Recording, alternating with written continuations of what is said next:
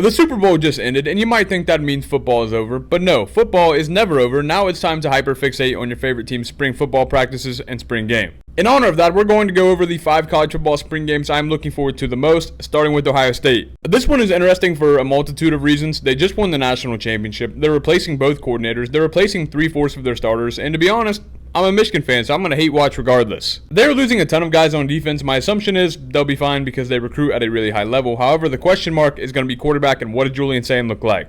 At number 4, I've got Colorado because this is kind of a new era for Coach Prime. They're entering some uncharted waters where they're not going to have one of the best quarterbacks in the country in Shedeur Sanders, and they're not going to have the best player in the country in Travis Hunter. So what are they going to look like with a guy like Caden Salter, who's really known for his run game, and Colorado's not? And Colorado's really known for their pass game and wide receivers, and Caden Salter isn't. The turnaround for Coach Prime in Colorado has been absolutely fantastic, but make no mistake about it, having an NFL quarterback makes it much easier, and what he's able to do without one is going to say a lot about him. At number 3, I have Oklahoma. I think this is a do-or-die year for Brent Venables. I have no doubt the defense will be fantastic. Like I've said many times, he's one of the best minds in the sport, and they do have a great team on that side, but they need offense. They're bringing in the number 1 quarterback from the portal. They're bringing in his coordinator with them. There's no excuse to not be good on offense this year. I need to see what it looks like. At number 2, I've got Alabama. I think they have an extremely talented roster. I'm currently under the impression they don't have a quarterback. That means Ty Simpson could look much better than the other times I've seen him. That means maybe Austin Mack could come in and look good, or Keelan Russell could come in and look good if neither of them do. If Russell comes in and has a really strong performance while the other two falter, and maybe he's named the day 1 starter, and maybe he plays at a really high level, I think that completely changes the outlook for Alabama this season.